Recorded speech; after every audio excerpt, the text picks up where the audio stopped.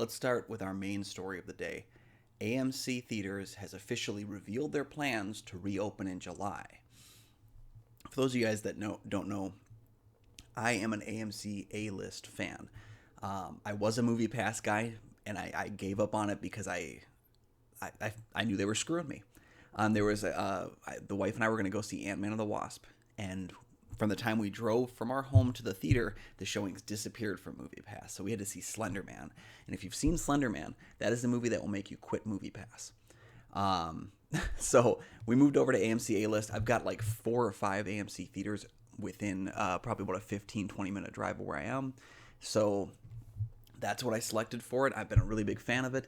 But I was very concerned about whether or not AMC would be able to survive, and that's still kind of up in the air. But let's cover some of the information that's coming up, because there's a lot of stuff in these plans that they give out. Not everything is laid out as well as it should be, but let's talk about what we know right now. So first of all, AMC has about 600 theaters that closed down for about 4 months due to this coronavirus outbreak. It's a big deal. It's really impacted the industry. It looks like on July 15th, 450 of those locations will reopen. With restrictions, with certain guidelines in place.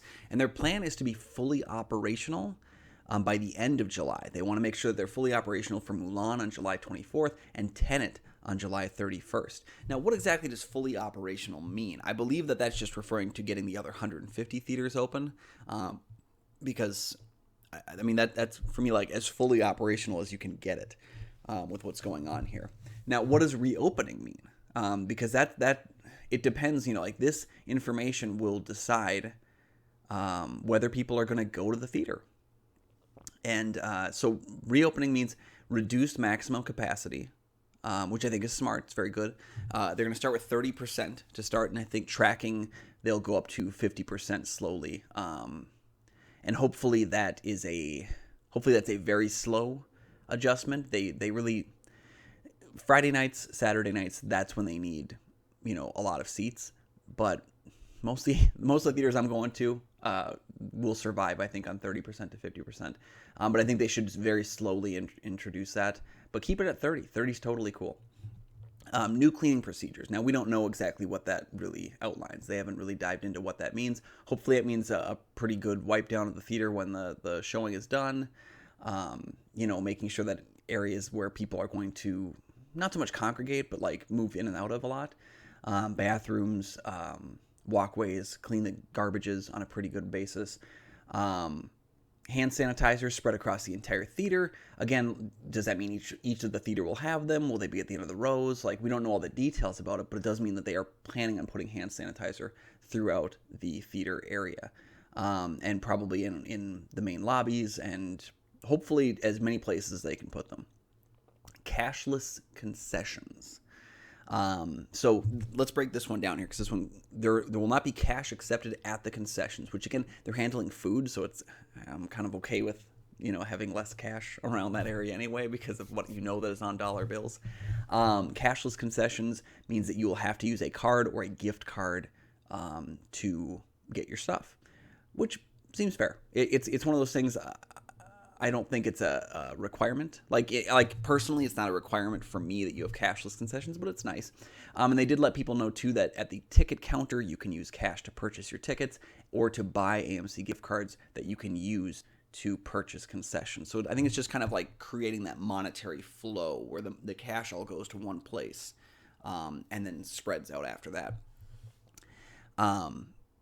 It's important to note, no mask requirements for viewers.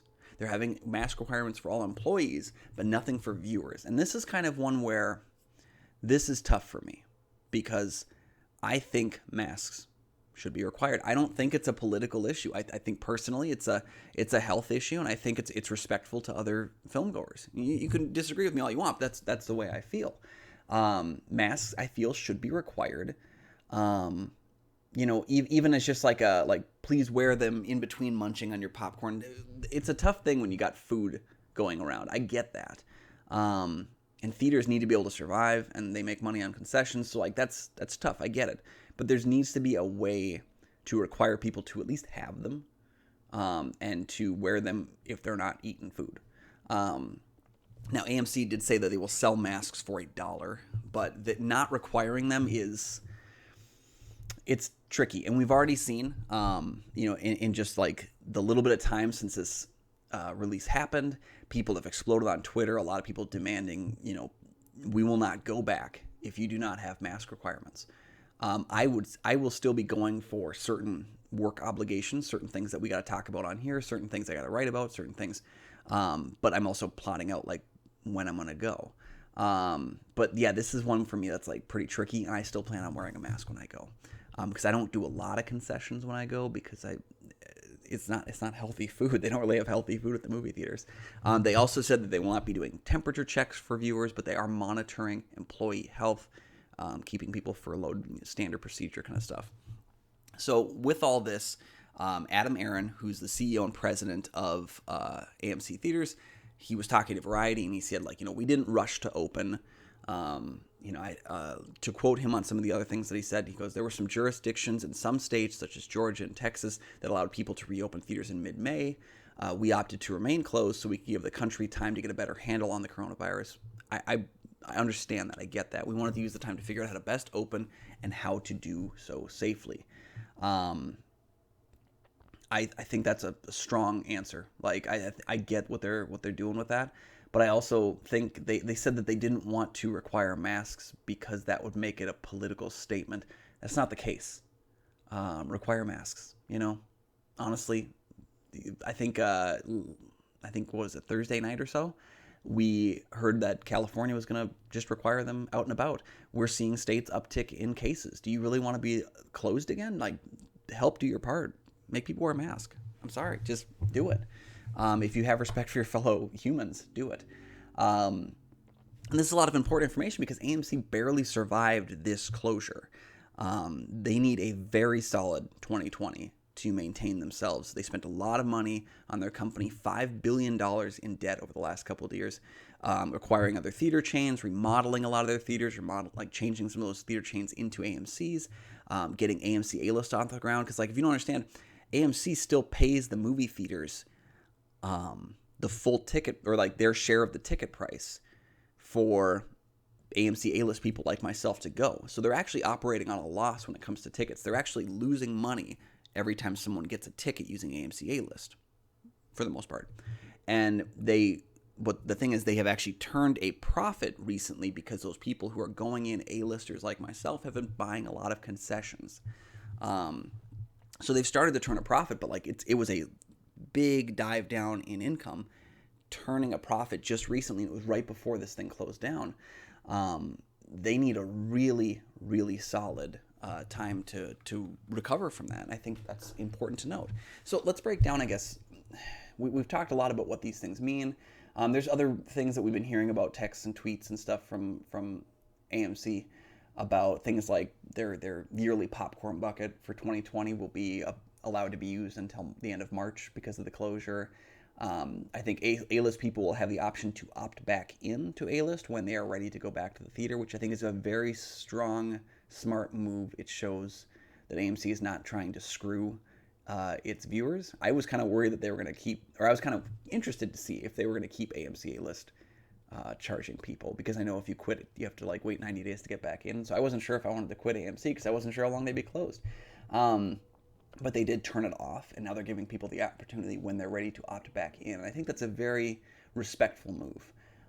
I think Adam Aron and a lot of the upper people at AMC taking a cut in their income or no paycheck whatsoever was a very smart move for the business, a very respectful move for the people that work at your business. So far they've barely skated by. And I think they can survive, but this is going to be a very touch and go kind of situation. What it boils down to for me is I think a lot of these moves are great. They make me feel safer going back to the theater. But I also have to say that like my theater going experience with AMC, I've got 5 theaters pretty close by. I've got another like 3 or 4 that are, a good drive, but like I've gone to. For me though, I go on like the not popular days. Like I go on like Thursdays. I go like Sunday mornings, and like I go when there's no one there really, because I personally I've had so many bad experiences with people in movie theaters that I just kind of don't want people in my movie theaters if I can avoid it. Um, so I go at like the not popular days, and I go at the not popular time periods. So I don't think there's going to be a lot of people when I go there.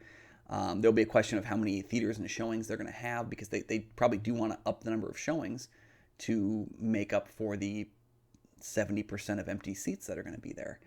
Um, so for me, like, a lot of this stuff is great. The only problem I have, I really don't think the mask not being required is a smart move for them. Um, but only time will tell. I think this is something that they need to consider, because they still have a month before reopening. I think they can make this a requirement. They can change their mind, and I think they should. But this is their hill to stand on, and if they want to continue doing so, they can. I just don't think, for me, that is going to convince people to go back. People are still, for the most part, aware that coronavirus and COVID-19 is still a thing. When I go out and grocery shop, I still got my little mask on and I still do my stuff. I do see a shockingly strange amount of people not wearing them because they don't care about other people, I guess. But that's okay, because that's that it's not okay. It's not, what am I saying? It's not okay. But like I think this could be a problem for them if they don't change this mindset. Require them. You're selling them for $1. So just say to everybody who comes up, do you have a mask? Nope. Add $1 surcharge to your ticket, or you can't come in. It's a simple thing, and I'm not going to be upset about it. It's really, I mean, the mask, from my understanding, and I could be wrong about this, but from my looking into it, a lot of the mask is stopping what's in your mouth from getting out. So if that means I gotta, take my mask, open it up, put my little straw in there, and sip away at my drink, I'll do it, because for the most part, it's going to limit the amount of particles getting out of my mouth, getting off my face, and hitting someone else. It's as simple as that. So I think require them. And this is something where, we've seen other theater chains kind of coming forward with their thoughts on what they're going to do. And you can still change your mind, AMC, and I think you should. So there you go right there. But I want to know, what do you guys think? Will you be back in theaters on July 15th, or, for in time for Mulan, Tenet? What's the movie that's going to get you back in theaters, if anything? Do you think these are good reopening plans? What's your thought process on all this? Because it's a lot of information to break down. Will this get you back in the theater or not? And will you, are you a person who's just, I'm not going to go back at all until this whole mess is beyond us? If you're that way too, comment below. I'm just interested in kind of getting like an idea for who's interested in going. I'm probably going to go to the theater less for movies that I just want to see, and more for the ones I'm required to see for some of the different projects I'm working on. So let me know in the comments below. I'm very interested to see what you guys think from this.